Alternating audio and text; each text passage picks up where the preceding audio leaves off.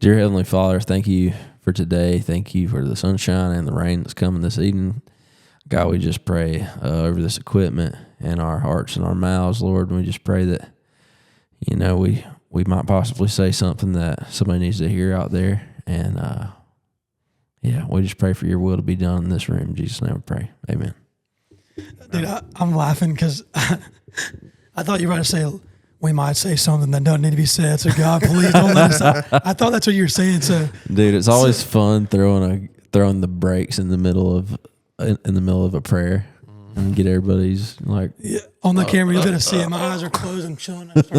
I thought the same thing after what Ward said today. Yeah, that was funny. Having I Tyler didn't see Farr it. on that. I didn't see it. That was really funny. What did he say? He said, I got Tyler Farr coming on, like taking over the radio station. He's like, it's been a good career. Been a fun 10 years. He's like, you never know what he's going to say. They're going to have to put subtitles on that thing when he comes on there too. Yeah, I listened to the whole thing today. Oh, was it good? Yeah. Well, probably 50% of it. Did he talk about the song? Yeah, they did that and played it. And they played one of my songs too, which was cool. What'd they play? On the radio. It's Raining. That's so sick, bro. Yeah. Apple loves that song for some reason. Well, I won't say loves that song, but it's like been shown the most love.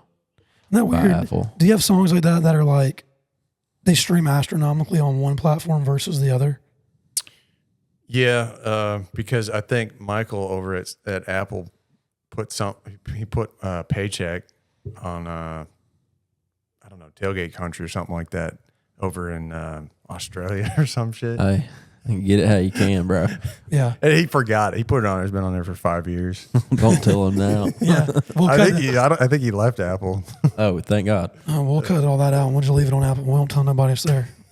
Yeah. Keep getting your pennies, bro. Yeah. It is funny though to see like certain regions, 4-wheel drive didn't do very well for me in the United States, but in Australia and like the East Indian Ocean, like all the stream of like the string of islands down there, they'd listen to that song a ton. Dude, I get streamed heavily in Australia. Yeah. It's crazy. And my biggest city in the U.S. is Chicago. Like Chicago streams me the most. So if I ever get wheels and start going on tour, I'm going straight to Chicago. Come on. Yeah. And Atlanta. I get streamed everywhere else other than where I'm from, pretty much. Yeah, big cities, Dallas, Chicago, Atlanta, Minneapolis. Yeah, Minneapolis streams heavy. Yeah. It's a good one. Yeah. What have y'all been up to, boys? Sorry, I'm gonna move closer. What, does that arm not reach out a little more? Yeah, there we go. You can reach it on out. Yeah. All right. There we go. Dude, our equipment's nice, man. It's not fresh. You can scoot the table closer too. Dang, you guys are balling. Oh, okay, there you go. Is that better? That's better. Would you like us to widen the room for you too? Yeah, Derek. Yeah, we'll get what else? You want some tea? Chop, chop.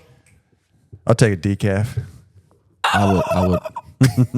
We haven't thrown that in there in a while. I know. But it is turkey season. That's not funny. in Tennessee yet, but in Mississippi. That's right. I only heard that twice this week. In Florida. He only heard 2 gobbles. Dude, I'm so tired, bro. Honestly, I'm tired. Oh, you been hunting? I just got back from Mississippi Oh, I didn't know that. 4 hours ago. Nice. And we left on, let me just tell this real quick, bro. We left on Saturday? I left Saturday morning to go to Mississippi. We hunted Sunday, all day Monday, all day Tuesday. Today's Wednesday, right? Mm-hmm. This morning, got in the car, drove back. First hunt, we go out there on one farm, gobbles off the roost. I'm like, okay, bet, dude. We're about to really get on them quick. Probably got him within 120 yards. Jason has him on camera. I never saw him. We had another dude that we brought hunting, so it was just, the hunt was for him. Mm-hmm. 120 yards, never got him in, went down in a ravine, never came back up, never saw him again. Like, all right, we stayed there. We tried to bounce around that farm, didn't work out. Went to the second farm, not one gobble. Okay, day's over. Wake up on the next day, repeat the same process, go to the same farm where we gobbled. He gobbles off the roost. He's answering Jason on every single call, like honoring every call. Won't come in. We're like, all right, we're going to move. We moved far, way back on this property. Called him 300 yards from where he was all the way over to us. Perfect setup for the shooter and for me on the camera. Like, I felt so comfortable. I've never felt more comfortable with a camera in my hand because I had Jason and James, who was on the gun, in front of me. and I was like tucked off in the woods behind them, but I had my lens zoomed in. So like I was good. I could have done whatever I wanted to. And I liked that. I was like, I don't have to be super still. Right. Got him within 80 yards. Never got him out of the wood line and in the field. For an hour, we sat there. What time of day was it? This on that one midday. No, I take that back. I bet it was about 9:30. And Yeah, he probably had some hens in the woods. dude, he was just unwilling. Yeah. Left, went to the second farm, never heard a gobble. Third day, wake up, go to the second farm that morning. We hear one gobble on a different property, never got an answer. Went to a second farm that afternoon, never heard a gobble. Left there, went and door knocked on a 700-acre farm. She was like, nope, not going to happen. Pulled out of her driveway, drove 3 houses down, knocked on the next one. They were like, sure, we don't care. We see turkeys here all the time. We ain't never hunted them. Come whenever you want. Like, all right, bet. We'll show up there Wednesday morning. They don't get hunted. Although there's a deer stand every 5 feet. It felt like you were walking on. Didn't get one gobble this morning. I felt like there was hurricane winds. I wouldn't have heard anything if they did freaking gobble. And drove right back. Birdless. Happens, man. We better freaking get one with you next week. That's all I got. I'm mad at them right now. We're going to kill the turkey. Like, I'm mad Yeah, at them. We're going to kill the turkey. Yeah, we got to. Knock on some hardwood. But I think since I've been turkey hunting on my farm in Georgia, since I've lived in Tennessee, which is 8 years, I think I've only gone one season without not shooting a bird on my farm, and I don't even know if I've done that. That's stout. Yeah, Don't jinx us. We got about a week. no, I like feeling confident going into it. It's better to feel that way than, man, I don't know, they might be there, they might be Yeah, there. for sure. That's me. Yeah, y'all got a bunch of turkeys up there where you're from, huh? Yeah, and nobody hunts them. Where are you from? Minnesota. I I don't know. It's weird. Like, it's not really in the culture. People do hunt Yeah. them, but it's just like people pheasant hunt more often. I Yeah, think. they're definitely way more of a nuisance up there, and they act like a nuisance as well. Like they're They're not special. not just special. everywhere, Like yeah. they're prized in the South because of the like They're sought after. Yeah, you'll get the guy that's like Ed, the guy that I know in Tennessee. Let's say. Yeah. I'm like, man, you can go out there any day with a rifle and shoot 100 of them if you want to. And I'm like, well, that's not It's not as fun. methodology. Yeah, Yeah. like the methods are a lot different. It's like fly fishing versus, a rattle trap or like For sure. It's throwing top water in the morning. It's not the same. It's not this. You're not doing it. It's the process is the pleasure. Right. Like you get to Yeah. communicate with the bird. There's not as many down here as there are in Minnesota. They're so highly pressured here. Yeah. So like they're smart here. Yeah, Yeah. kind of They're just like the dumb. deer. Yeah, for sure. That's what Jason told me before we even got there. He was like, man, these Mississippi birds are going to be hard. And I don't have a reference. My only reference is the 3 hunts I went on in Middle Tennessee Yeah. last year, which were all great. Yeah, We never went on a hunt and didn't see birds. 2 of them should have been hunts that there was dead birds, or one of those 2, because one of them were. yeah, So I was just like, okay, whatever. I don't know the reference of these birds are hard to kill means. Yeah. I freaking do now. I promise I do now. yeah, dude. Mississippi is like Alabama can be the same way. Yep. Osceolas are the same Yeah. like type of birds, different, kind of subspecies because they're Osceolas. But it's like Tennessee is an Eastern. Like you were gonna get a full blown Eastern turkey, but it's like you get the prize of they gobble like Easterns, they grow like big birds, like we're not used to in the South, and you can kill them in Tennessee. And I guarantee you most turkey hunters would agree with me when I say Tennessee is the best state to hunt turkeys in. And Yeah. I've heard guys say that. Yeah. That they'll say, you live in Tennessee and you don't hunt turkeys. yeah, You're spoiled. Yeah. Yeah. You See, should. like, I mean, obviously Jason talks about it all the time, like how it was 10, 15, 20 years ago versus now, and it was a whole different world. But like I was telling him this morning, I didn't grow up turkey hunting, and neither did any of my friends in Alabama. I still, I see people on Facebook now that I grew up with that are all about it. But when I was growing up, and even my friends that are still there, they just don't care. They'll do it because it's season, but like they don't care. It's not a Yeah. thing. I saw a TikTok last night that was like, if you can kill a bird in Tennessee, Alabama, or Florida, then you can pretty much go anywhere and kill one. And then I saw the next comment was, you ain't hunted in Arkansas yet. Yeah, I was about to say, I would rephrase that and say like Mississippi, Alabama, Florida, Georgia. And one of the comments after the Arkansas one was like, y'all ever seen any turkey hunting outdoor show in Arkansas? Yeah, I didn't think so. Yeah. Yeah. It's also really wet in Arkansas too. So there's a lot of structure in between you and a bird a lot of times over there. But Derek knows all about deer hunting. That's for sure. Yeah. We, Derek and I have had our deer hunting quarrels over the years. It's pretty funny because Why? For what? we're just like, out, you know, like being an outdoorsman it can always be competitive, you know, and like Derek's not as competitive as I am, but I don't know that I'd call it just kidding, bro. quarrel. No, it's not a quarrel. It's just good. It's like healthy camaraderie and like challenge. Derek is I will say this, like Derek is a public land hunter, like for sure.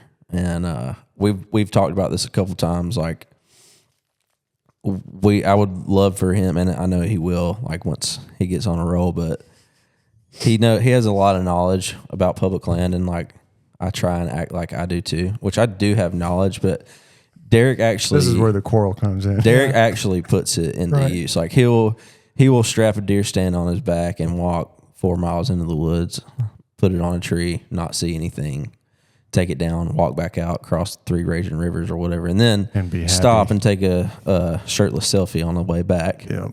I like public land too. I missed that totally. I'm sorry. That took me a good 15 seconds of you saying it for me to hear that. I like how you just slipped it in there. Nah, but yeah, dude. By the way, for reference, everybody go to Macy Watkins TikTok or Instagram. Check out the Turtle Box video, and y'all can go vote on which one of the 3 of our songs won. Yeah, I need to go back and look at that. Oh, dude, I won that for sure. Did you really? I know I did. With Creed? Yeah, for sure. You tell yourself that all you want. I won in the comment and section. then also Tyler stole my song, so yeah. Since you're throwing me under the bus, this is what I'm talking about. I literally had Vidalia pulled up on my phone, and it like somehow we started. You act like I saw it though. Yeah, well, we started what's the thing where you start like a jam together? Oh yeah, like that's what it's called. Like on Spotify, it's like a Spotify jam. So I started the jam, and Vidalia went to all the Spotifys, and then wait, what? I never saw it. Me either. I don't have Spotify. Okay, well, I don't know. You had somebody's phone that had it on there. I literally don't even have Spotify. Or maybe you heard me playing it. I don't know. Before you go on a tangent on public land, good taste in music, bro. Before you go off on public land, I gotta say this because I don't know how this happens every single podcast. Somehow, whatever conversation I was having before I got here is somehow comes into this. I just got the phone with my mom about all my friends back home, bro, are like literally what you were just describing about the two of y'all. Like they all know everything about everything, right? And so I just stay out of it because for the most part, I don't know as much as them about some things. But it dawned on me, and my mom said it, and I thought about this about a month or 2 ago. I genuinely think that's why I've always picked things to do in my life that they have nothing to do with. Yeah, like, so you can be the expert for once. 100%. Or just so they can't tell me anything. Yeah. So when I start talking about fly fishing, they can't open their mouth. That's right. When I start saying, because like back then, first of all, no one in that state still fly fishes for the most part. 2, they don't care about duck hunting. Nobody in Alabama cares about duck hunting. So when I moved up here, I was like, I'm just going to start duck hunting. Yeah. One, I just thought it was cool, but I think looking back now, I was like, they don't do it. They can't tell me nothing. Same thing for turkeys now. None of them hunt turkeys, bro. And I'm like, I need to learn all I can about turkeys. But the reason this all got brought up, and I think it's funny, on the way back, we were talking about your hunt, me and Jason. And Jason was like, yeah, he wants to call them turkeys in. And I was like, Tyler does? He was like, yeah. I was like, you mean he wants to call them in like he don't want you to call? And he was like, yeah. I was like, did he tell you that? And he was like, yeah, he told me he didn't want me to call him. That's funny. And he was like, I mean, I don't care. I just thought it was funny that he said that. And I was like, yeah, I get it. It's his property or whatever. And he didn't say anything. Yeah. And I just thought, it's the same thing, bro. It's the same thing. And now you're saying this, and I'm like, it's the same thing, bro. You pick one thing that it's like, I do this and you do this. Yeah. I know more than you. No, you don't. I do. Well, I know for sure Jason knows way more than me. Yeah. He's like so wise. But at the same time, like, but here's the thing, bro. He takes me hunting on his farm. Yeah. Like, I would rather him shoot the bird in Georgia. Yeah. because it's kind of like You're taking somebody. it's kind of etiquette, you know, Yeah. like, hey, I'll take you hunting on my farm. Right. I'll call the bird in and you shoot it. Yeah, yeah. He took me hunting on his farm. He caught the bird in and I shot it. Yeah. So it's just kind of one of those things. Like it makes me feel a little like if I were to call it in and shoot, it kind of makes me feel a little selfish. But No, it's your episode. If he wants to film it, I just think it's funny because we do that with like, you only do it with people you're close to. Like if y'all didn't know each other and this was your first time on this podcast and you were like, yeah, dude, I've been hunting public land for like 15 years. Tyler's like, oh, dude, like, yeah, tell me about it. Like he'd be trying to learn from you. Just like if it was Tyler's first time with Jason, he'd be like soaking up all the information. Yeah. It's just the fact that y'all are close that y'all can start doing this. Oh, yeah, really? Well, I know this and you know that. Oh, I steal information either way. Oh, yeah, for sure. I'm definitely like, I try to not talk about it a whole lot Yeah. because I don't know. I feel like for one, it's a lot cooler if you're the fruits of your labor, just Yeah. Talks for yourself. If people are like, you shot that on public land, Yeah. Right. like how? It's just cooler that way. But It is. with your buddies, you know, we like to get into it. So. Yeah. Were you did you start hunting public because you had to or because you chose to? I hunted public growing up. We trapped a lot, and so we trapped public land, and then we hunted public land. And I guess when I moved here, like it was just I knew there was so much public land, like south of town. There's Unali and Percy, and I just did it because it was free, you know. Yeah. And it was something to do, but like I could just as easily go door knock. Right. Yeah. But I love the challenge of that. Like you pull up to the parking lot and there's 6 trucks and you still walk away with the buck. For sure. Like, that's kind of the goal, you know? So. It's just interesting hearing about everybody's different thing. Like, I don't feel like anybody I knew in Alabama started door knocking until Lee made it a thing. Because, and here's the other thing, like when I moved up here, I still haven't hunted public land here yet because I don't know any of it. I don't know it. I ain't been to it. I ain't walked it. I don't know anything about it. Which is funny because I hunted public land in Alabama all the time because it was a 3-minute drive out of my parents' driveway for like 4,500 acres of nothing but woods and water. That's crazy. So like I grew up partying out there. Yeah. And then that just transitioned to I already know these woods like the back of my hand. I can hunt them. Mm-hmm. I didn't do that when I came up here because I was like, I don't know none of this. But my point of that was I was also shocked when I got to Tennessee. There are no freaking hunting clubs here. Where in Alabama, you don't have the door knock because all there is hunting clubs. Mm-hmm. If I moved home right now, I'd be in a club tomorrow Yeah. on 2,500 acres with 8 dudes that would manage it properly.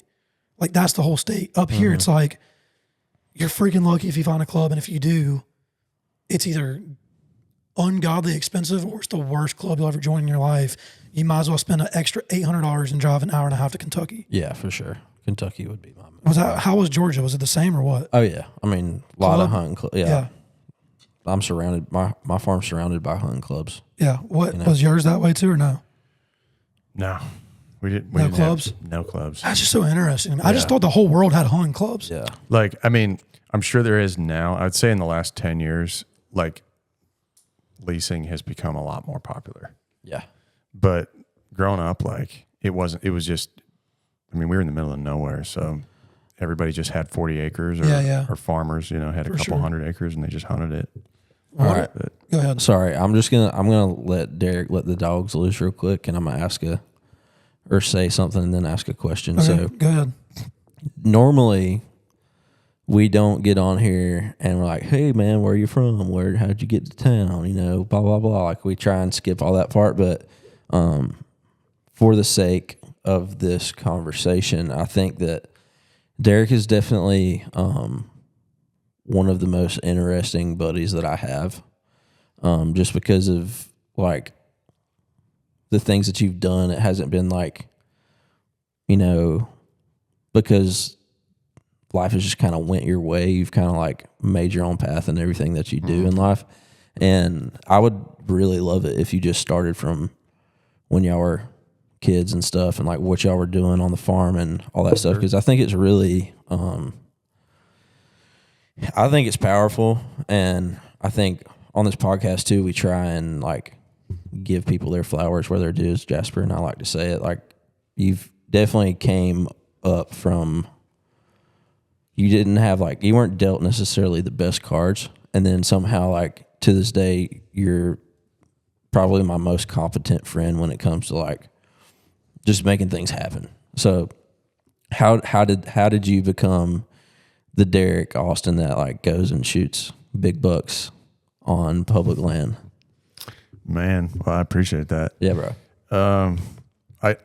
I'd really just credit my mom. She was a single mom, raised 4 boys, and she's the reason, I would say, because she was single. It was watching her raise us that I guess made me just,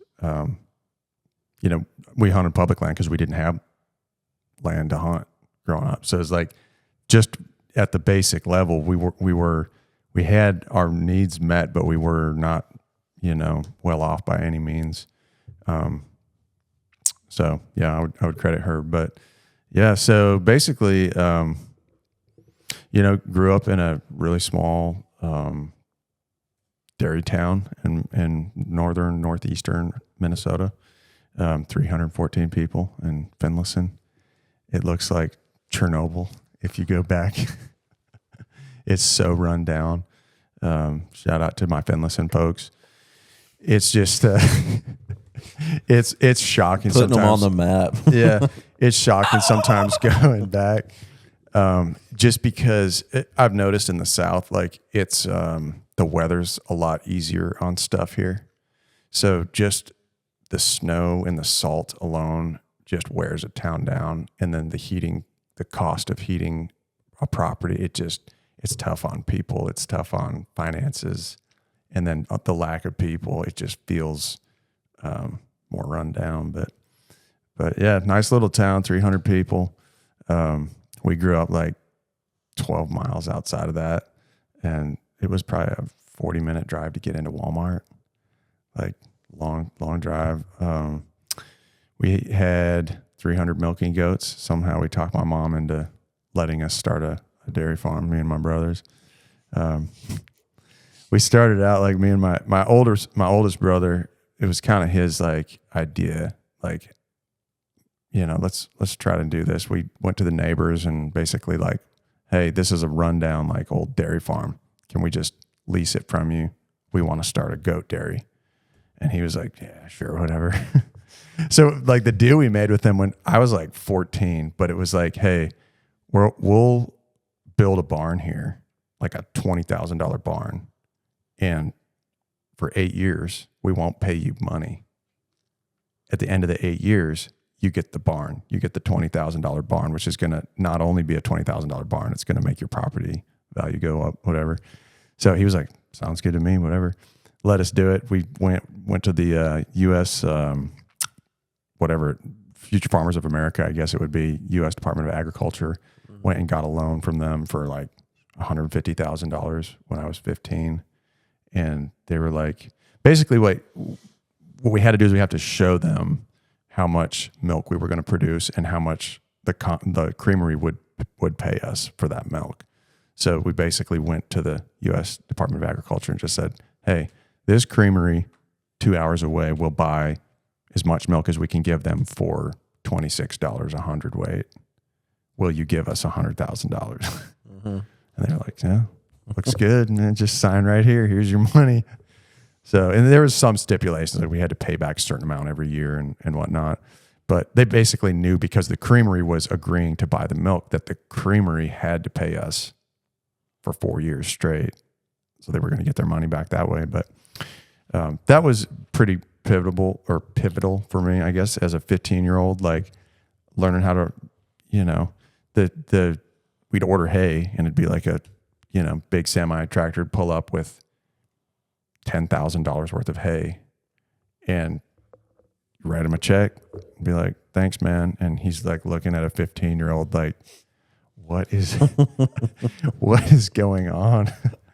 So, learning that, my dad not being around, my dad was in and out of jail growing up and not necessarily a great role model.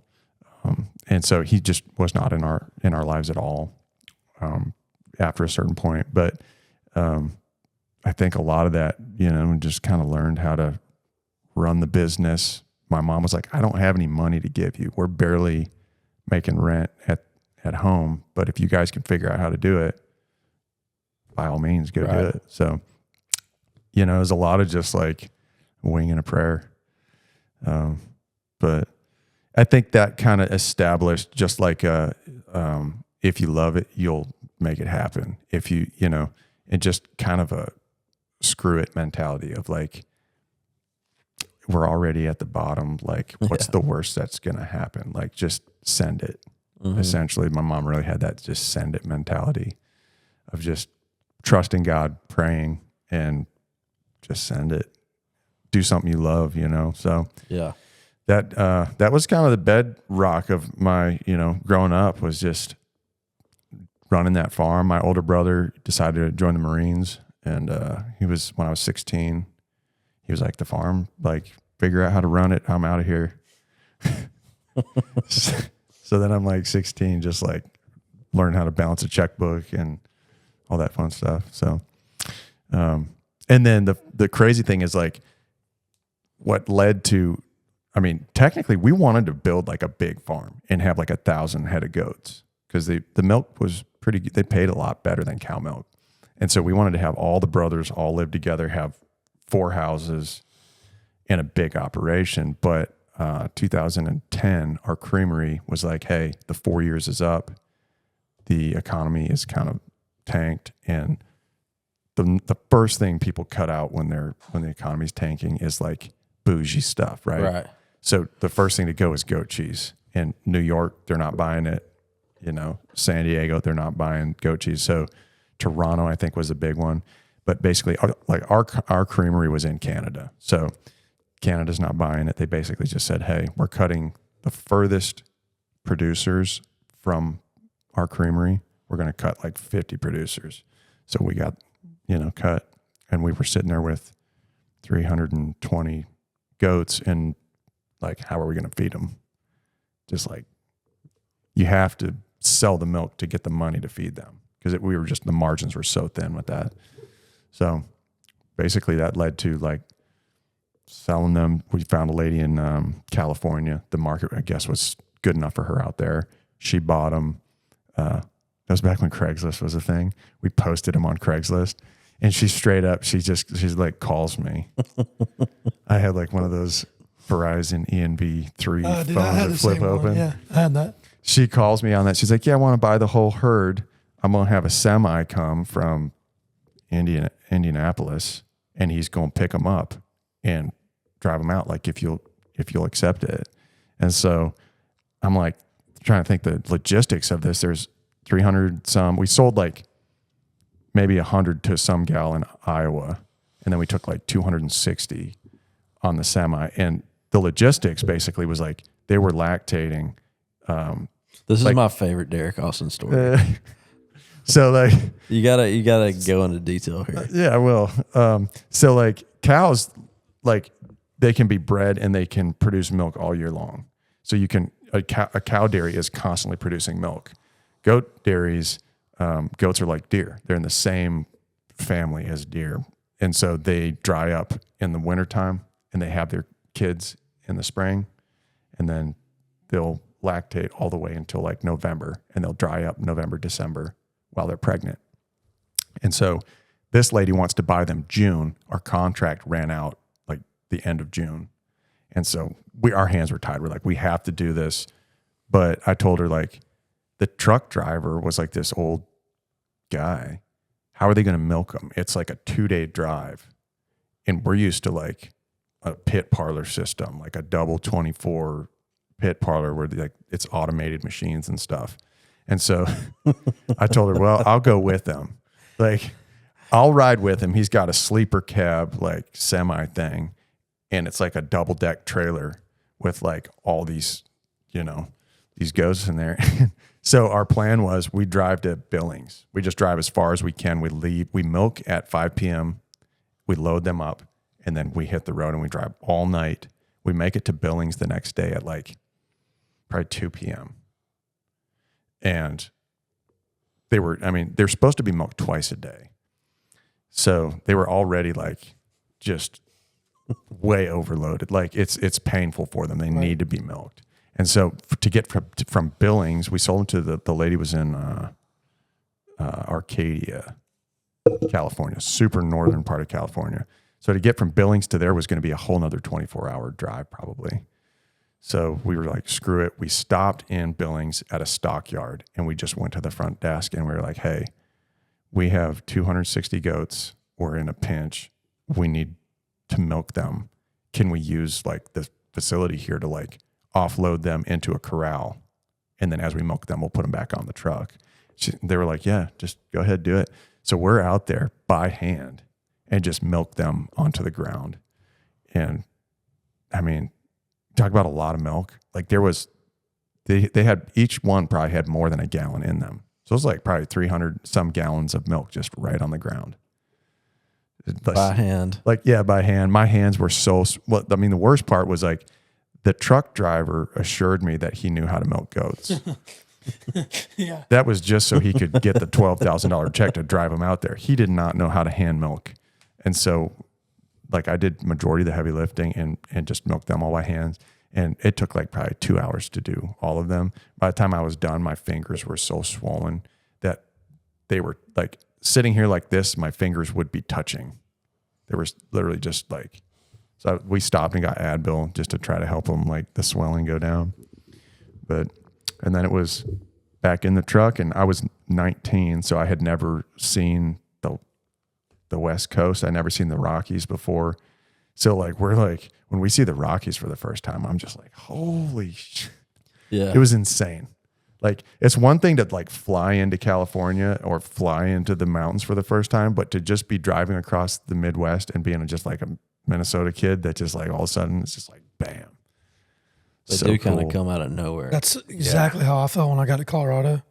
I got picked up at the airport and we're driving out there. We were going to Boulder. I was like, these freaking mountains are huge. And everybody was like, dude, we're not there yet. An hour in, I'm like, oh my God, these mountains are, they're like, dude, chill out. We're not.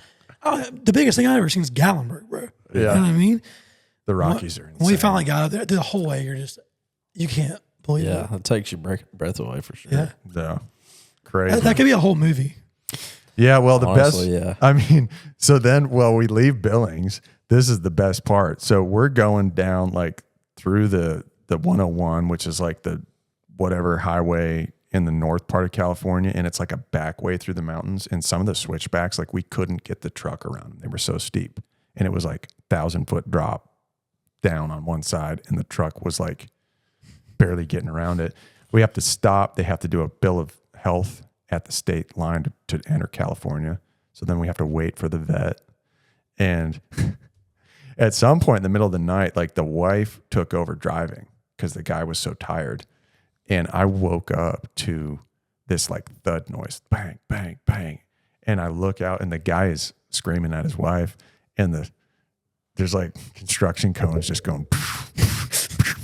She's like, got the truck, like just trying to get it back up on the road, just hauling ass through Portland or something. And like the wheels had come off a ledge and it just, cones were going everywhere. I thought we were going to die.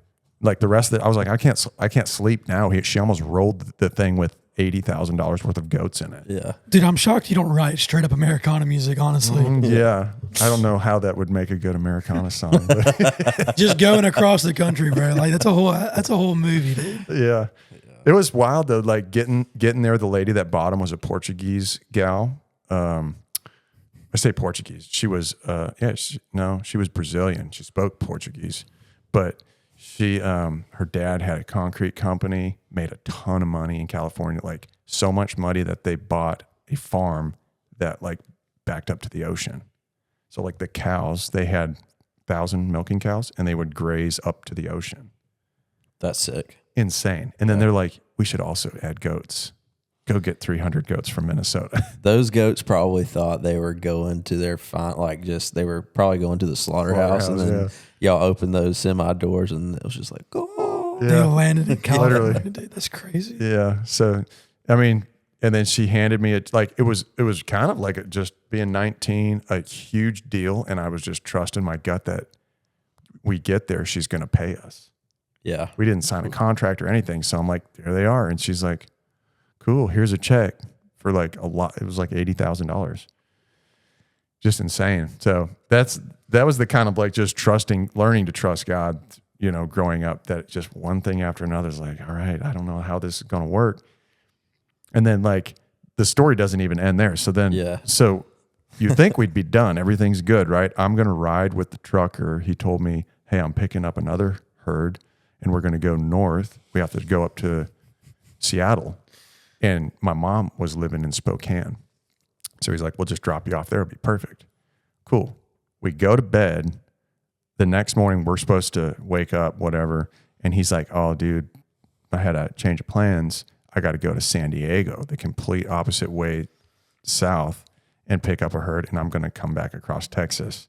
So, like, you're screwed. And you're 19 and you can't rent a car and you've never flown on an airplane. But at least you're in this motel we got you. So I'm like, what do I do? I'm like, all right, I guess I got to fly for the first time. So I buy a plane ticket, never flown before.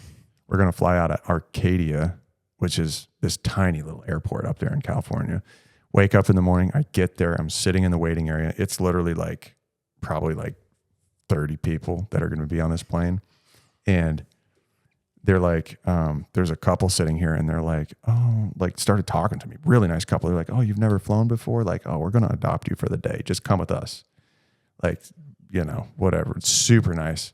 And he was like, he happened to be a trucker and they were literally just like godsend. So I'm like, all right, this won't be that bad. And then they come over the speaker and they're like, hey, the fog is so thick. The plane that's supposed to pick you guys up is circling back to San Diego. And so you're screwed again. And they're like, you come to the desk and we'll refund you your ticket. And so I'm like looking at them like, what do we do now? We're a family, right? Like, and they're like, oh, don't worry about it. They're like, we'll go. They were going to a wedding party in Seattle. And so they're like, we're going to take cars and we're going to drive from here and we're going to drive up into the desert in somewhere in the middle of Oregon. And we'll get, I want to say it wasn't Bend, but it was somewhere up there. And they were like, I think it was called Redding or something like that. Anyways, come with us. Cool. So we do a road trip. I'm like with this couple and their friends and these, are you like calling your mom being like, hey, trucker going to San Diego, I'm getting a plane, call her. Plane's going to San Diego too. 100%. Now I'm going to Oregon. Yeah. Well, when it happened, I was like, okay. Originally when the trucker told me that, I was like, I can't rent a car. And then I was like, what do I do? Like, I'm not old enough to rent a car. I can't get a taxi that far. The only option was to get the plane ticket. Like, I literally thought about getting an Amtrak ticket and taking a train because, I mean, that's a long trip. And like, yeah, when you're 19, you can't just out of nowhere rent a car. So anyways, yeah, it definitely was calling my mom like, I don't know what, I'll figure it out, you know? And she's like, all right, call me if you need anything. And then I'm like, oh, I'm going to ride with them up into the desert. And it was great. They were so nice. They were like, there was probably 10 of them in this wedding party. So they caravan, like their whole friend group went up there. And then we went to dinner at this pizzeria. And it was like the closest thing to like an angel in real life. Like these people, they were like, it was a Alaskan pizzeria, insane food. They were insisted that they paid for everything. And then they were like, yeah, we got you a hotel room. So here's your hotel ticket for the night. And we'll pick you up at 6 a.m. to take you to the airport with us. That was it. Like insane. Just like you couldn't make it up. So I just trusted them. It was just the goodness of their heart. Yeah. And woke up in the morning, got on the plane. We flew from that tiny town in Oregon, went to Seattle, and then they went to their wedding, and I hopped another plane to Spokane and took a picture with them in the airport. And I still to this day, I can't find it. I don't know where it is, but yeah. So then I went and saw my mom in Spokane. So then what'd y'all do with the farm? Well, the farm, because we were leasing it from that guy, he ended up getting rid of it. And I think he ended up maybe going bankrupt or something during that whole thing. So like we sold everything on the farm, all the tractors, all the grain bins, all the milking equipment. We just took it to, I was working like at a casino during that time, working the graveyard shift as a server. And then I was working like at an auction place. So we just took everything to that auction place and auctioned everything off. It just closed it down. Yeah. So it just is. Luckily, we didn't own the farm because that would have made it a lot more complicated. But basically, it was like we got to that point and I was 19. My brothers all wanted to do different stuff. And I was like, I guess I'll go to college or something. And I had a buddy, I was doing, working at the casino. He was like, hey, man, you want to do air traffic control? This story just never ending. He's basically like, you know, we're making whatever, $10 an hour doing this, working from midnight to 8 a.m. Like my buddy told me that they need to hire a bunch of air traffic controllers. So like we should do it. I'm like, yeah, we should. Okay.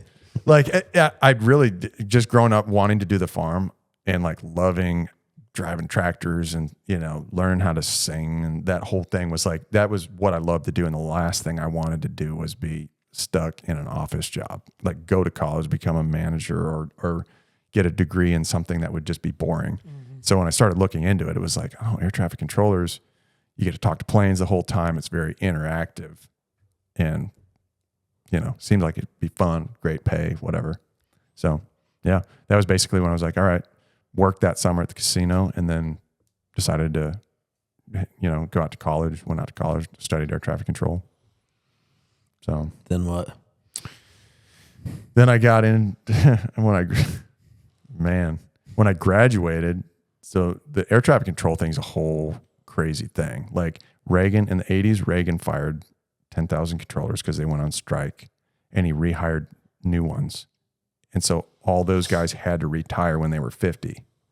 So that's when I got in the picture, was like they had all these positions that need to be filled and they need to do it fast because they don't want to have guys having heart attacks or whatever past, you know, if you're 55, the rate goes way up. So that's kind of what the pinch was. But basically you go to school.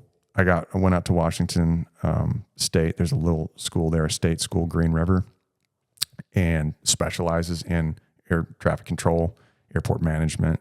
So my degree was aviation science, air traffic control, airport management, everything aviation, basically, like aerodynamics and all that stuff. But when you graduate there, you're still not in the program. Like you have your college degree, but the government opens a bid, and it's basically like every spring they'll open a bid and they'll be like, hey, we need applicants, fill this stuff out. Like if you can make it through, then you get to come down to Oklahoma City and go through the academy down here. And then you'll train down there. So somehow I had decent scores, and it really is not even scores. It's just kind of luck, I feel like. But you go to like this hotel room this is just to go to the academy after college. You go to this hotel room and they pick like, hey, you're the lucky 10 from your college that got picked to come here. Here's a computer, and we're going to test your mental capabilities and just see if you can multitask or whatever. Count the goats. Yeah. So they start dropping like the computer is like, it's psychological questions, but then it's like dropping boxes, and it's like a yellow box is falling and you got to put the yellow box in the yellow bin and the green and you're doing this. And then it's like, it'll freeze and be like, how many green boxes are in the green bin? And then you're like, 18? And they're like, yes. Like that's literally this insane. Like you don't realize just how kind of this stuff that goes into them picking why they're going to let who through. But I'm not even good at that stuff. So like, I'm surprised that they let me through because I'll be like texting and I'll be like talking to you and I'll start texting what I'm telling you, you know, like I just can't multitask. So Tyler knows. I was about to say the same thing, bro. We'll leave that one off air. Yeah. But like, so I don't know how I made it through that, but you know, essentially I got through that and got invited to the academy. Basically at the academy, it's 2,000 students at all times down in Oklahoma City. And they break you into groups of 18, and you are, based on your capabilities that you demonstrated at that testing, they'll say, hey, we need you in tower, which is, up in the tower at the airport, or we need you in center, which is the radar room. And they're looking at like the skies above the U.S. are just all cut up into like 3D pie looking thing. So I got picked for tower, and they said, we're going to put you in this group of 18 people, about 5 months. And you all live together. They pay you like a stipend. They had like partnered with this gal, Kim's place. And she had all the houses in like so many houses. And she would just fill all the houses. So all of us lived in a cul-de-sac in like 5 different houses. We'd go out, and we were stuck there like during New Year's. We didn't even get to go home for Christmas. Like we all stayed there and did like our own like party and just like went and bought fireworks. Was that in Oklahoma? Yeah, Oklahoma City. Yeah, so we were there. Just they cram you. They kind of like, it's a little bit like the military. Like they want to make sure that you're tested and tried, because you have to work the graveyard shift. You have to be able to like, handle all this pressure. So they would be like, hey, this week class starts at 8 p.m. So have fun today and then be here at 8 p.m. So then you roll up and then you run simulations, with different planes and whatnot, and you're learning all the different stuff that they're trying to teach you. But you'll run till, I don't know, we'd run till 2 a.m. sometimes, and then we'd all go to Applebee's and have dinner. And like our schedule was just so weird. But definitely trying to, I think, weed out people that weren't built for it. So it was fun. It was like, it was really intense, and made some really good friends. Had a lot of, I don't know, it's another piece of my life that just like, I learned so much from it.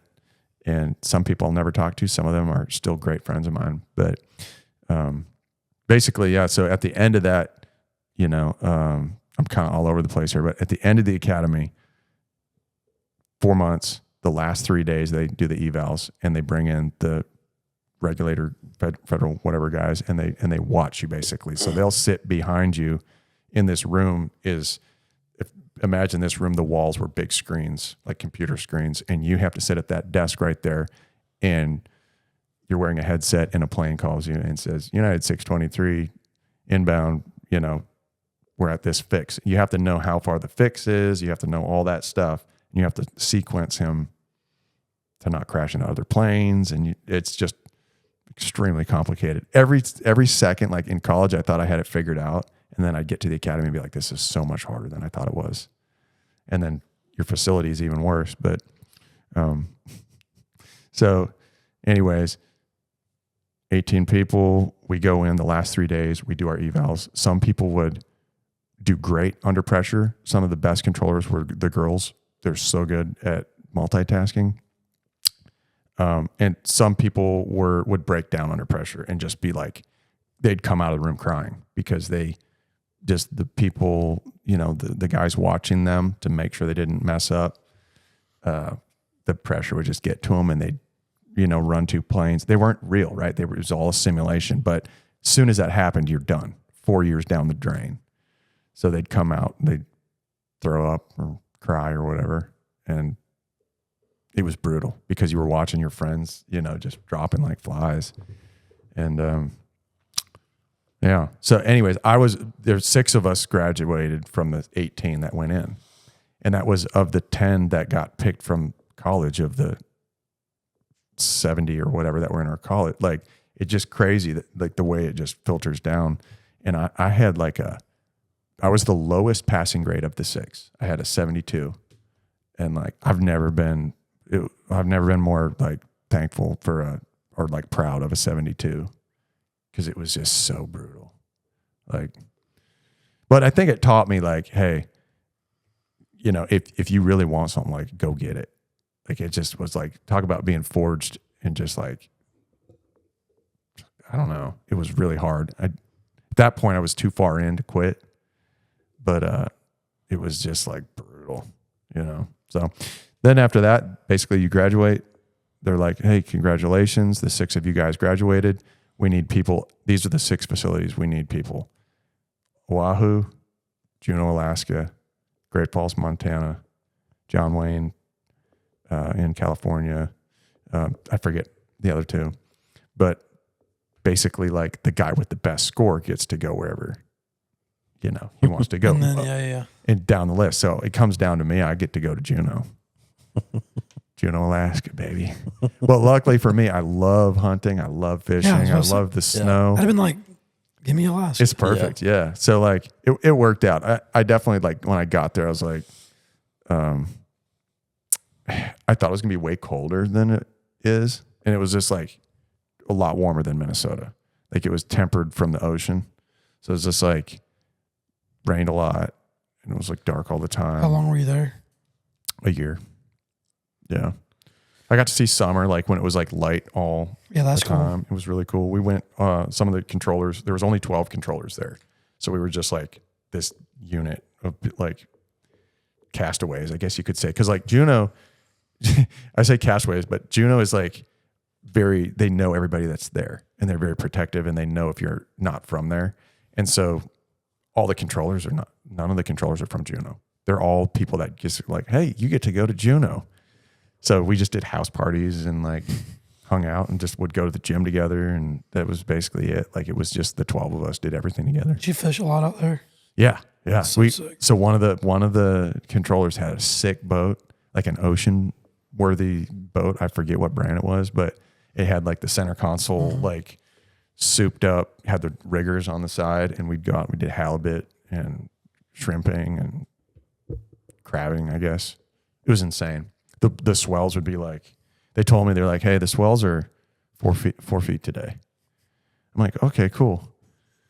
They didn't tell me that 4 feet means 4 feet down, 4 feet up. So it was like, and I get motion sick super easy. But yeah. Oh, I didn't tell you this either. On the way up there, Tyler wasn't joking when he said Derek. You just let Derek talk. On our way up there, so there's no road to Juneau. So in order to get your stuff there, you have to take a ferry, and it takes 3 days, and you're off the coast of Canada just bobbing like with 2,000 other people just like, the waves are big. Like, it's not like a cruise that goes into the Gulf and everybody's eating shrimp cocktail. Like, it's like a novel or something from like the Europeans when they came, like. But yeah, it was wild. All like underneath was full of semis. They call it like the milk run. So the semis would have milk, egg, cheese, dude, you've been on the lettuce. milk runs. Literally, straight up, bro. Yeah, so we'd stop and catch a can, be like, hey, here's a semi of milk. And then like the high school hockey team would get on and be like, we need to go to the next town. And just the whole way we stopped and picked up stuff. We dropped off the fair. I like made friends with like the bunch of carnies. Like...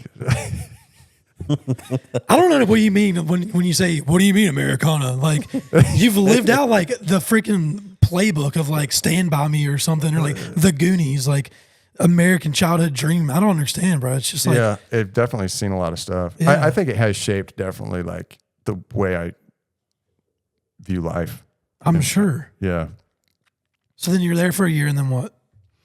While I was there, I was just, I had like a 1-bedroom, like a studio apartment, and I was learning, getting better on guitar and putting covers on YouTube, and posted a cover, and like, it didn't even get that much. It probably had like 10,000 views or something, but that's all it took was like some guy commented like, you should move to Nashville. And I was like, that's it. I'm out here. Cause I always wanted, like growing up on the farm, I was singing Tim McGraw in that New Holland tractor, like just learning how to singing with Lone Star or whatever. What was the cover? Do you remember? It was You Saved Me, Kenny Chesney. Baby, you saved me. Yeah, that was it. And I mean, it was decent. It wasn't, I've grown so much since then that like now I think as artists, we judge ourselves so much. We're our own worst critic. Definitely do. But that was the little shove that was like, you don't need to do, like if you work, I thought to myself, like I worked this hard to get this job and just prove myself and really lost friends along the way. And just like it just proved to me like, if you're going to really apply yourself, you can do it. Yeah. So go to Nashville and do what you really want to do, which is music. So Yep. that was it. I How was old like, were you then? 23, So you moved here at 23. 24, something like that. Yeah. It was basically like, I need to go now. If I'm going to do it, I need to go now. It's like, I got to go early. I can't just sit around and wait 5 years and try to transfer and I didn't know anybody here. Just send it. Yeah, but all that probably would made getting here, the part of being in Nashville that's so hard for everybody was probably a little easier on you than you know it was because of everything else you'd already been through. 100%. Yeah. There definitely was that moment when I got here and like on the way here, I was on the phone.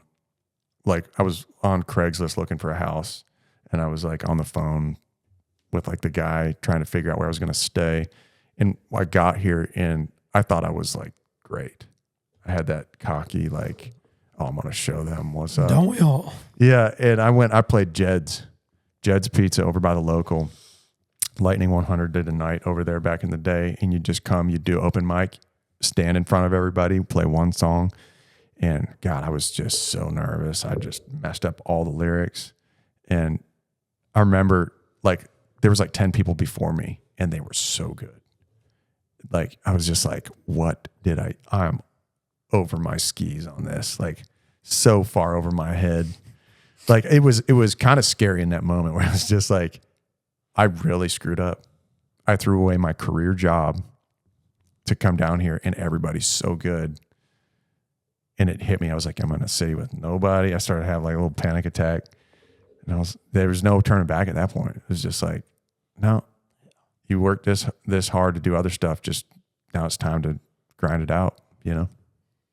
So I had a similar moment my first round in Nashville. And our stories are definitely different, but my path was kind of the long way around to Nashville. Same as yours, made a couple stops here and there that, kind of dictated how I attacked Nashville the same way. Mm-hmm. But I remember my first round in town, I was same thing. Like, I'm good enough, It's like, I'll just be here a couple of years and it'll work out, Like I'm a country boy, Yeah. People love country boys, all that crap. And then plus you're from Georgia. Yeah, that helps. Which honestly, it didn't help at all. But I remember the first show I ever played in Nashville, I had one of my cousins in town the same night. And I told them, I was like, yeah, I'm playing this round over here. It's at Slider House. And y'all should come by and check it out. And I had 2 or 3 little just puny songs that I had written and never sang on a microphone. I don't know why I thought it was gonna be easy. Yeah, gonna be easier. Like I'd just get up there and do what I do in my, on the corner of my bed, and just, oh my God, absolutely butchered it. And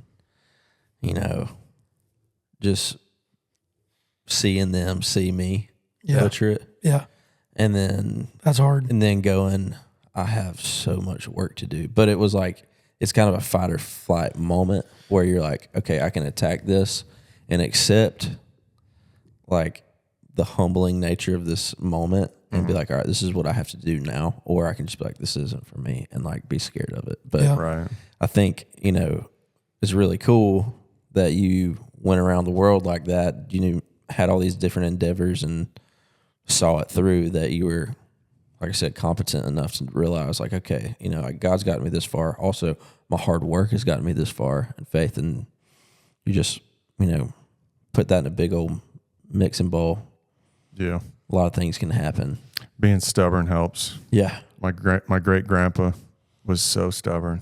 Yeah. You might be the most stubborn person I know. Yeah, I probably am. Not in a bad way. I think it's definitely can be a fault for sure, but like it could be your strength and your weakness. Yeah. It could be something that helps you in certain areas, but it also hurts you in other areas. So I'm definitely trying to be conscious of it. Oh. But I definitely think like too, what you're talking about, like the first night, stepping up, not singing on a microphone before, that's like so important for new people like moving to town. If there's one thing of advice I could give my younger self, get a microphone and practice in your room with that, because when you step up there for the first time bro. and you keep running into the mic, nothing, it prepares you for everything is new. Everything's weird.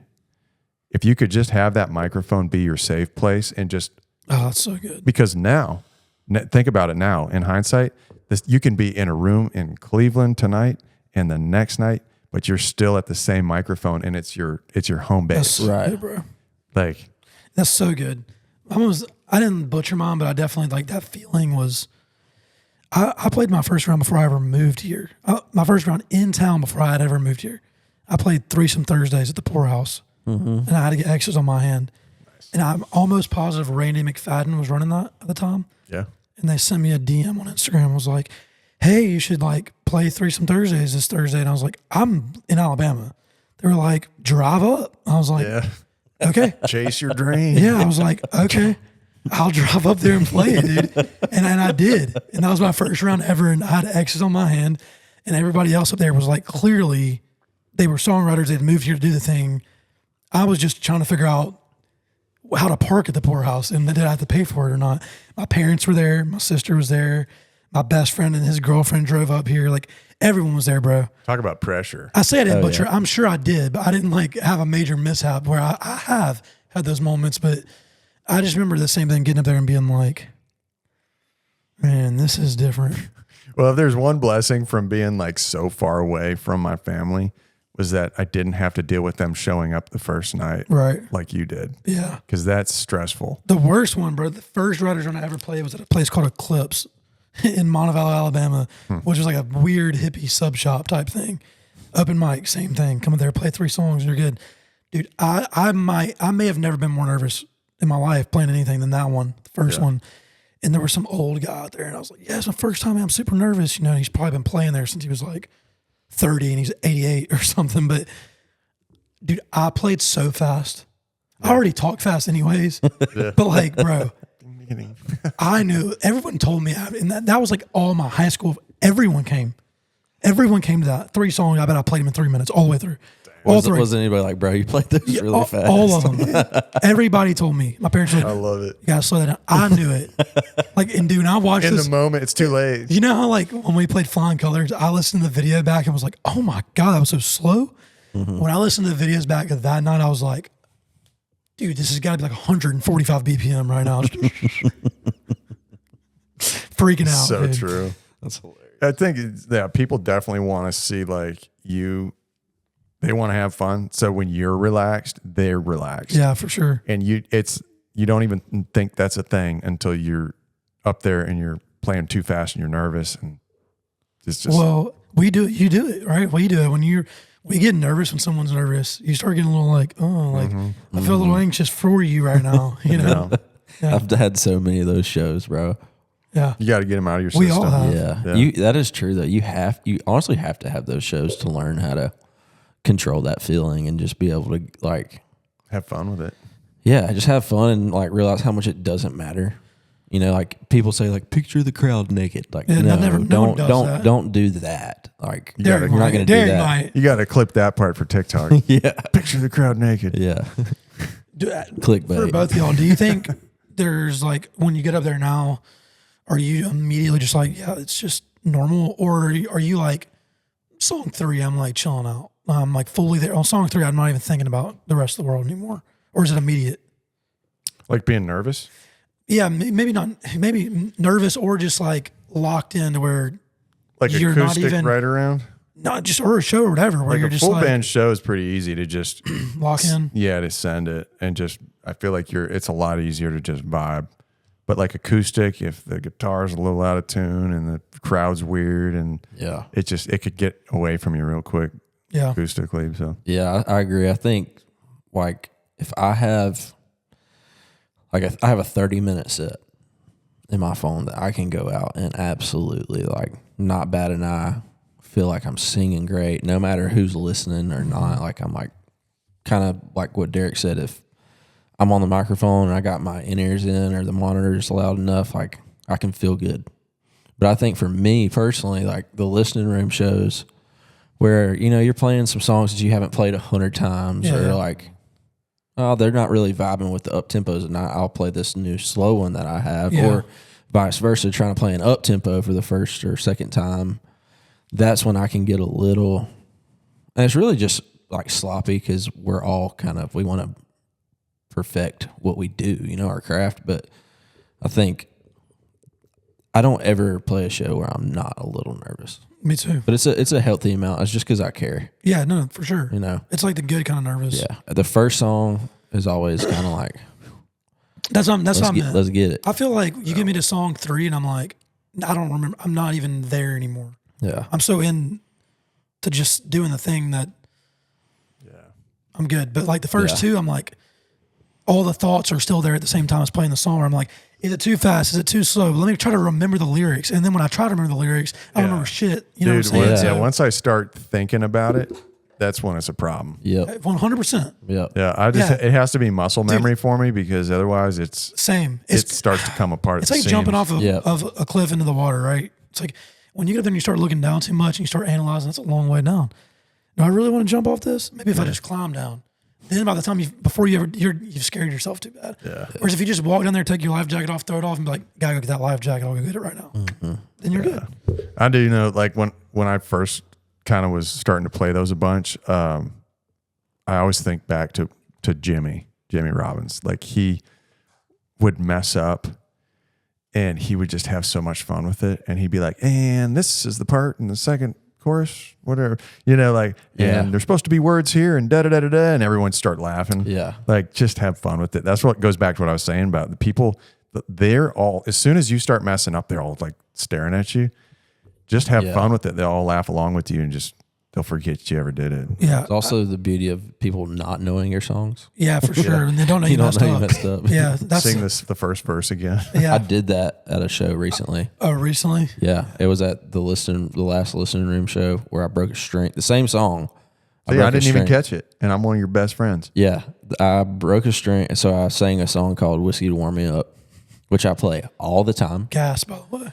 And thank you. But I was playing it and halfway through the first chorus, I could feel my capo or the way I was strumming, like my guitar just started feeling funny. And so I was thinking about my guitar. And then I get to the second verse and I sing the first verse again. And I'm like, oh crap, I'm playing the first verse again. And then by the time I realize that, ping, one of my strings break. And I'm just like, that's all we're getting for this song, guys. That's Whiskey to Warm Me Up. And everybody's like, whoa. Because it went completely over my head. I just didn't care. The fact that you messed up at all, I was like, you said, I was getting shaky. So after I broke the string, I just decided to just say, screw it. Yeah. It was great up until the string broke. Like I didn't even notice. Yeah. Oh, I appreciate you saying that. Yeah, I mean, I think that's important. You just play it through. No one knows. Yeah. And it's also humbling, maybe not humbling, but it's eye-opening or relatable or does something in your brain when you see a legend. Like you're talking about Jimmy. Yeah. I was at the CMA Honors 2 years ago when they were filming it at the Ryman, which is so sick. I don't know if I've ever been to that, but it's like, man, it's so much cooler than the CMAs. Or okay, like maybe not status-wise, but like it's so much more like intimate, and the writers are like emphasized there. Yeah, it's the ramen, and like the people that are getting recognized are playing B cuts. You know what I mean? The B sides of their songs, and it's like, hell yeah, it's for them, not for the consumer. And so Vince Gill played a song that he was like, yeah, I wrote this like 40 years ago. Haven't played it since I wrote it. Started it, got halfway through it, couldn't remember a single lyric. This is all being recorded for TV. And he was just like, yeah, y'all just run that back. We'll start it over. Sings it perfectly all the way through. And I was like, it's freaking Vince Gill, bro. If Vince Gill can do it, anybody can. For sure. Yeah. You know, and he didn't care. He wasn't like, oh, like, I'm so sorry. He was just like, hey, I messed that up. Started over. It's been 40 years. You know what I mean? Yeah. Fair enough. I mean, they say Adele has really bad stage fright. She forgets her lyrics bad. Dude, someone else who does, and you would never know it because he's so locked in and he sings so well, is the lead singer for Fall Out Boy. I saw them at Bridgestone when I was in college. I got free tickets to go. Dude crushed it, never missed a note. I had no idea. But the dude that I was with was like, did you notice how he didn't say a word to the crowd? And I was like, no, I didn't. But he didn't. He doesn't speak to the crowd. He doesn't acknowledge the crowd. Doesn't say a word. But the guitar player talks the whole time. He's chatting the crowd up. He's being the guy. The lead singer never said a word to anybody. Wow. He's so scared. He just sings the songs and gets off the stage and goes home. But the other dude's so entertaining, you don't think about the lead singer not saying a word. That's wild. Yeah. I mean, it can definitely be distracting. Oh, for sure. Like having to, like entertaining and playing is two different things, you know? Yeah. And you definitely have to learn how to weave that together. For sure.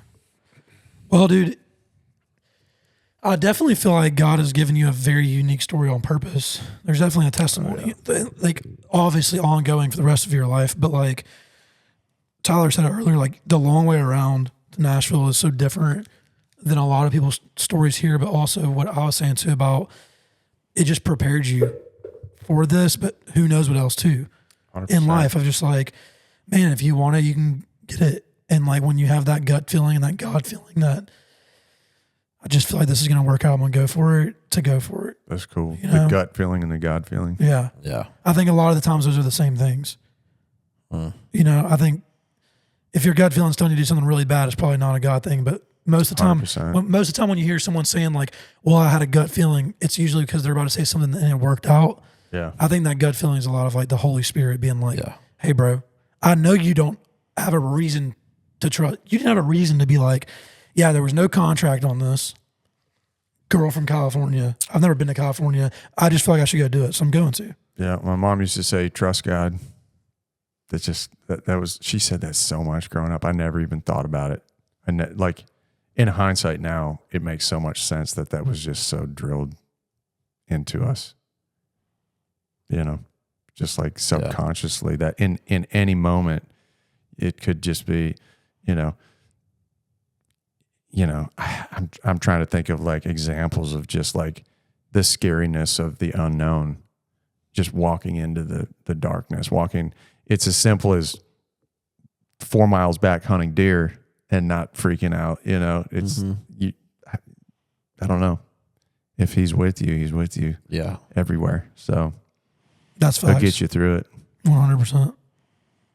Well, I mean, we don't have to end it here if y'all don't No, want I'm to. cool. I mean, I'm chilling. same. Are you in a hurry? Mm-mm. Okay, because I kind of want to talk about deer hunting too. Let's do I'm it. down.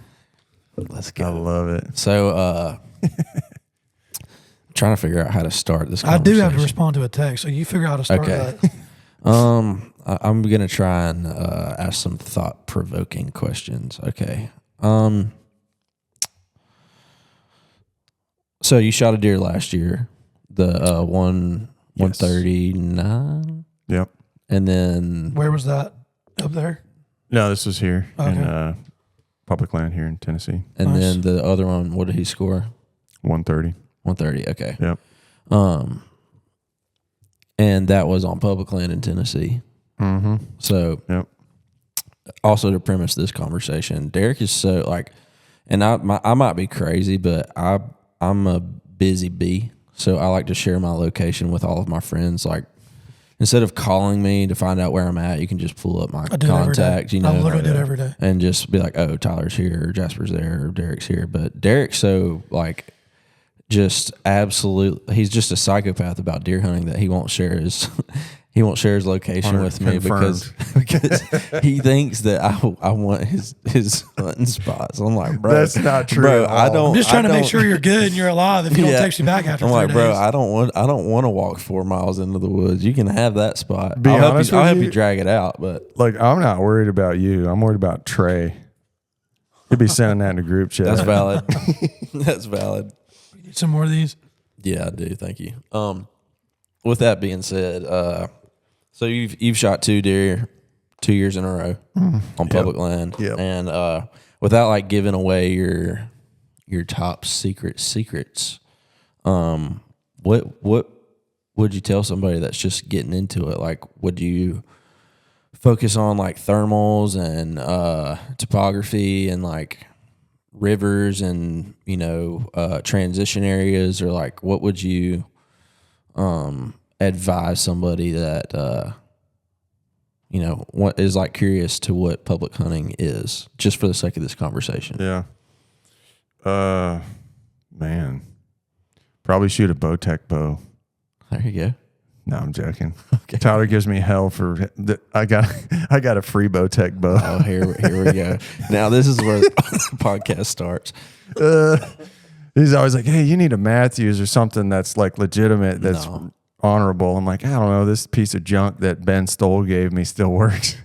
No, it's a great bow, but you did not realize you were pulling 40 pounds until I told you. Oh, yeah. Oh, the thing, the cams were all wrong. Yeah. Like, thing was a piece of Were you junk. killing deer with it, though? Plug your ears, Ben. He was shooting at deer at that point. I was like, I was definitely taking shots and missing deer, but at that point, everything is inside of like 20 yards. Yeah. So I don't hunt fields. I don't hunt open hardwoods. I don't hunt anywhere where I can take more than a 25-yard shot. But I don't know. I think it's just like a lot of probably podcasts that I've listened to. Like, you know, I'm not by no means like an accomplished hunter. I just love the game of the pursuit. Yeah. Yeah. Like figuring out, okay, why is he still alive? He is coming by the camera during daylight when I'm not there. Why? Mm-hmm. He's got me figured out. So are you saying, which I know this, but I'm, again, for the sake of the conversation, is this like, are these bucks, like, are there multiple bucks? Are you like, you know, running cameras over scrapes and like trails and like, you know, getting to know these deer during the summer and then figuring out where they're bedding kind of, and then attacking them from that angle? Basically, in the summer, I'm not crazy good at figuring out what they're doing in the summer, or I'm not interested necessarily in if they're hitting the bean fields, unless I'm going to get them like coming out of velvet. Right. I'm not even going to waste my time, because by the time I start actually hunting, I want to be just hunting them where they historically have like a hub scrape. Mm-hmm. So I'm going to focus in on hub scrapes and transition spots where I can put a camera and do that late summer and try to catch them. Majority of action that I have, I try to focus in on what other guys are overlooking. So just where they're going from public, maybe they're feeding on beans on public, and then they're leaving and going into the security of private, and catching them transitioning those areas, or just areas that are hard to get to, like you were saying earlier, crossing two creeks. I've gone through 2 pairs of rubber boots in the last 2 years just because I refuse to wear ankle boots. Yeah. Because I pretty much, there's some days where I don't cross creeks, but I almost plan it so that I have to, so that I remove the other hunters. Right. But I think that's like part of the way I think about it is like trying to remove them will foster bigger bucks. So in any public land, I'll basically go in and be like, this is great. That's cool. There's a rub there, but it's also looking out over the field where he's clearly coming out at night, where everybody else can see it. Right. And everybody's walking in, you know. So I think like I'm learning so much as I go too, that like this year, that buck that was like that was smelling the thermals, like I had no idea. I listened to Dan Infault talk about that stuff, mm-hmm. but I had no idea that like how it would play out in the real world. Yeah. Which basically looks like your camera did something. Yeah, this one always does. All right. Or do you want to keep going? Yeah. Yeah, we still got this one. We just switch it. Once we hit about an hour 20, it switches to. Gotcha. You'll still have your own shot on it. Don't worry, dude. You're still gonna have your own solo shot on there, bro. So yeah, I think like I'm really trying to focus in on like, I don't really hunt food. I'm hunting heavy cover and bedding to some extent, but bedding is where they're really chilled out. Heavy cover, they may like hole up in heavy cover during rut, and you can catch them in there. Mm-hmm. So I think I'm learning more to focus on that, because the food changes so much, and you might get lucky and catch them. But if you're a 5-year-old buck on public land, you're not just going to stroll for acorns during daylight. You're just not. You can just wait. As soon as the sun sets, 10 minutes later, you can walk out and go get as many acorns as you want.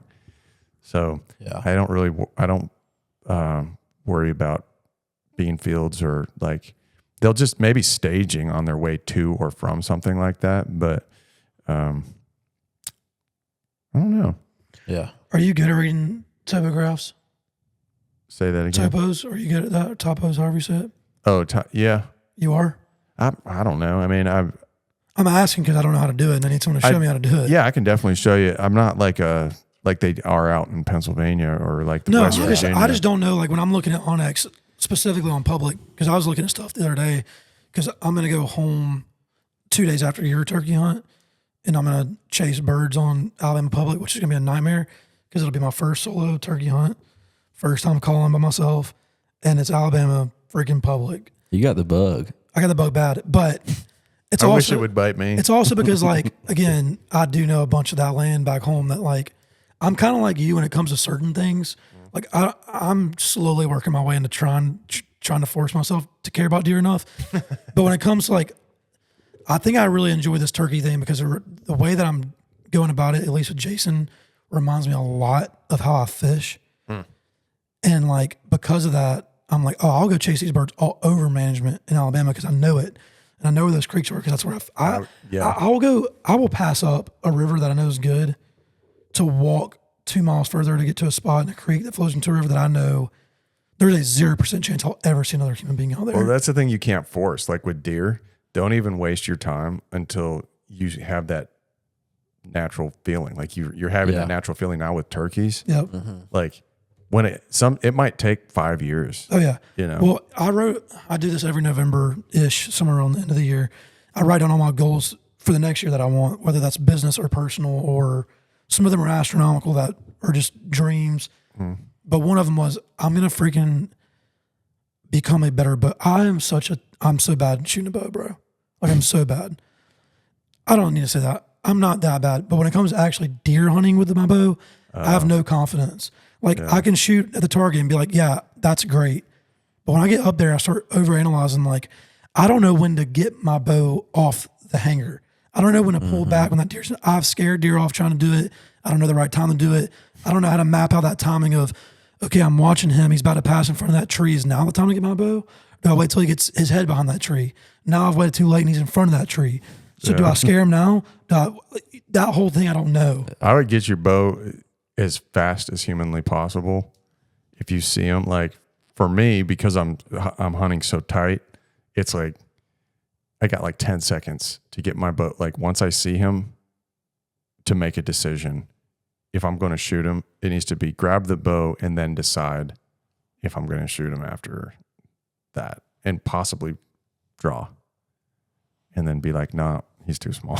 Well, yeah, I got a lot. But I'm not. Also, I will say a lot of that stuff can be, and I'm probably getting technical here, but your cover, like how you hang your set, and like all that stuff can greatly impact, your chances of spooking deer once they're on top of you. Like you're not going to beat their nose. No doubt. One, like if I had any advice, like make sure you're never bulletproof. Like if you're on top of a ridge in the morning, the sun's coming up and your thermals are, great, and he can walk right under you without knowing you're there for sure. Right. But at some point, if he walks around your tree enough, he's going to smell where you walked in. For sure. So then you're not bulletproof. Right. But thermals are a pain. Yeah, dude, they will get you. But well, explain that to me. So what do you mean? They're when you're saying unexplainable. Yeah, what do you mean when you're saying thermals? Essentially, the sun in the morning heats the earth, and so just like steam, like when you when you breathe in the morning, like your breath goes up. So like I thought you were talking about like your freaking like his thermal pants. Yeah, I was like, God, dude, I buy the wrong thermals now. They're expensive, bro. They're first lights, man. But this is the thing about in the morning. So thermals fall when it's cold. So all these guys come in when it's dark, and their thermals are falling off the ridge for the first hour and a half. Mm-hmm. And then on a dime, the sun comes up, and maybe you're on the north side and it doesn't hit you right away, but eventually it does. Or you're on the south side and it hits you right away. Either way, the second the sun is hitting you, your thermals are reversing, and now they're going up. So essentially, like if you're hunting, like if you're looking at a topo map and you have a ravine like this, in the morning, all the cold air is going to be coming down to the bottom of that ravine. So essentially, if you walk up top, if you walk the spine of the ridge, your scent is going to be getting sucked down into the bottom, And that buck is going to be in the bottom, like, oh shit, Jasper's on the ridge. Yeah, and you're never going to see him. So essentially, you have to make your approach in the morning from the bottom, which is the hardest thing to do because we're humans and we're lazy. We don't want to walk down a ridge to get to our We just lost yours. We're on audio. okay, to get down to your hunting spot that's up on top of the ridge, if that makes sense. So, but that's what you kind of got to do. You got to figure out, okay, there's a 50% that this buck is probably spending time around a hub scrape or something in the bottom of this ravine with other does and stuff during the night, feeding on acorns or whatever, collecting all the scent from the danger that is above them at night. So they're going to go down low where it's safe. But then you have to also enter from that way. So you either have to pick a different ravine, go down to the bottom of it, and then work your way up, kind of as put yourself in a position where as that buck starts to come up, or increase in elevation in the morning to catch the thermals that are rising so that he can smell the danger beneath him, you're kind of meeting him there, if that makes sense. And then they reverse in the afternoon as well. So they'll be going, if you sit at the bottom of the ravine during the day, your thermals are going to go up the ridge all day. So he'd be able to smell you from up top if he's bedded up there. A lot of times they'll bed on the top or 3/4 way up during the day because they can smell everything below them. But the second the sun sets, or maybe a little bit before that, they're going to reverse and they're going to start pulling down. So when they reverse is usually when they stand up. And they'll go, oh, thermal's reversed. I'm going to get up and I'm going to walk down into that gully to try to see where the danger's at. So they're really smart. No, they're for sure Really smart. I will say, I'm not sure about where you're from in Alabama. It's probably there's probably more terrain than where I grew up hunting. For sure. A lot more hills. Way So more. you can use that to your advantage for sure. If you learn them and like have enough, data Well, that's what I'm collected. saying about reading the topos. Like, I don't know how to look at that and go, that's super freaking steep. Or Well, that's really just how the frequency of the lines. yeah, the closer the lines, the steeper it is. okay. You know It's easy. what a saddle looks like on the lines? I have no idea. That would be like a great spot to start. I wouldn't say like for public land because everybody goes to saddles. Yeah, I mean, out there, I know a bunch of stuff just from riding around and doing it, but not by if I wanted to get on Onyx right now and look at it and be like, let me find some spots I've never hunted out there, I wouldn't even know how to look at the graph and go, that looks like a good spot based on this graph. You know what I'm saying? Like if I wanted to start hunting public here, I was like, let me pull up Onyx. I'd be like, this is all just land and trees right now. I will say when you were saying earlier, like what's good advice of like how to do public land that you haven't hunted before?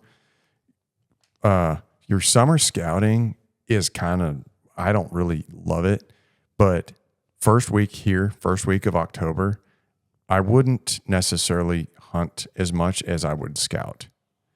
Like a lot of guys don't like to scout that late in the year, but boots on the ground, once they're starting to lay sign down, is going to show you can walk up those ridges. Just look at it and go, okay, I'm going to walk up every single one of those ridges, and you're going to know instantly, oh, they're working this ridge. All the scrapes and the rubs are coming down here.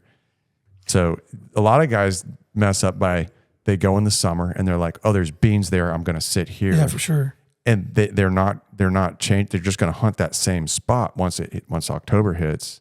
But I would be nimble and just be like, yo, go in, bring your stand with you, and just go try to find sign as you're going. How hammered does Percy get? Very. Yeah, like 6 trucks in the parking lot. I'm not again, I've never been out there, so I'm sure it's way different than public in Alabama where I grew up. Like you're parking in a parking lot and then you walk into just wherever you're going. There's no roads cut through. Correct. You can't drive in there. That's so different than mine, dude. Yeah, there's definitely, the thing is, you can have that many trucks in the parking lot, but those guys, most of them don't know what they're doing. So they're not walking 4 miles. Right. And instantly people pull up and they see 6 trucks and they go, oh, this is a waste. There are pockets in there that those guys are never stepping foot in and the bucks are still there. So, yeah. That's what's different. Is like the wildlife management that I grew up on is like Just a free for all. you can ride the road all the way through, and you can just park on the side of the road and dip off. So some are like Cheatham is like that. Sometimes they'll put the chains up, but like Percy is so close to the lake. They don't want guys back in there with dirt bikes and whatnot. Like, Yeah, just everything's for gated. sure. But Yanali is just all cornfields and bean fields. Where and is like, that? It's like an hour south of town, and there's some great deer in Yanali too. Where did you go last year on that like 4-day trip? We went up to. Were you on that too? Oh, Land Between the Lakes. Yeah, LBL. Yeah, the haunted. Yeah, the haunted place. Yeah, And Tyler had a good buck.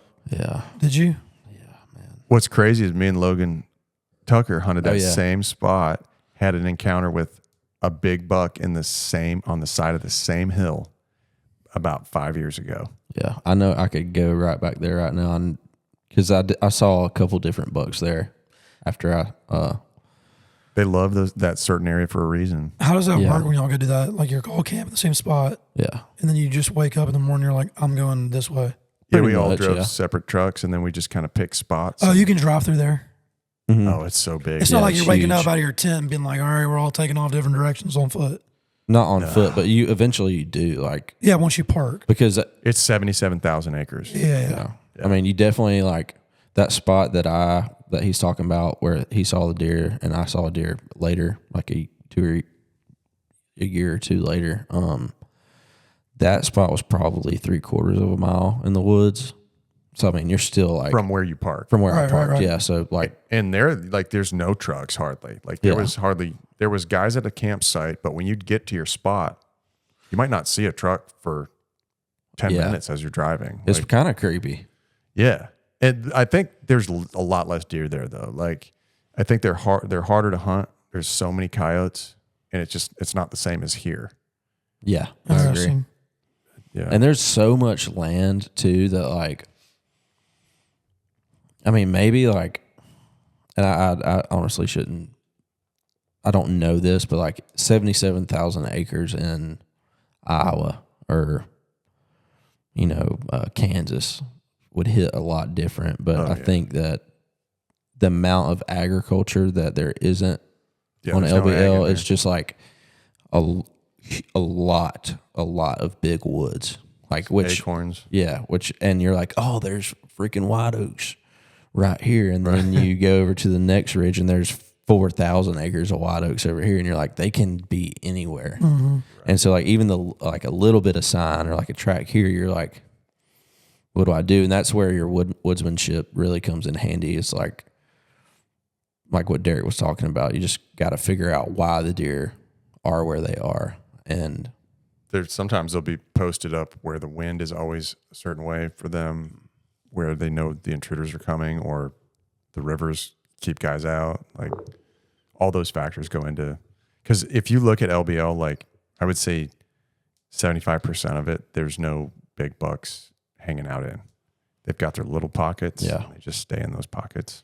yeah, the MSU Deer Lab podcast, that is the most, That's like a whole education, bro. dude, I burned that podcast up during deer season. And they did a study last year on moon phase, because everybody out west, like, it literally just like moon phase. And a lot of people here, I mean, I'm not for it, I'm not against it, but they did a study. It was like a 2-year study on like buck movement during different moon phases in the rut, and they break down how, like, they would tag deer and what GPS tracker tag them, right. and then they would monitor their movement during different times of the year for, these are like 3.5-year-old plus bucks, and they would like measure how, like, their home distance. base, their radius every day, and it was like they pretty much busted the theory that the moon phase I think I was a listened to the thing. same one. Yeah. But also I will say this, and they admit this on the podcast, that is,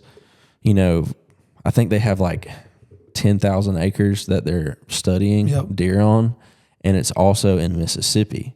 Yep. So we're not talking about public land Iowa or public land Tennessee or private land Kansas, it's definitely it's obviously controlled because they're running tests and stuff. But was that the same episode where they were talking about that buck that would swim across the river in the summer and go eat out of that bean field in Louisiana? no, I didn't hear that. Oh, one. you should That's listen crazy. to that one, bro. It's nuts. That's wild. They can't figure out why. Like that for all they know, for as long as they've had it tracked, that deer was born in Mississippi.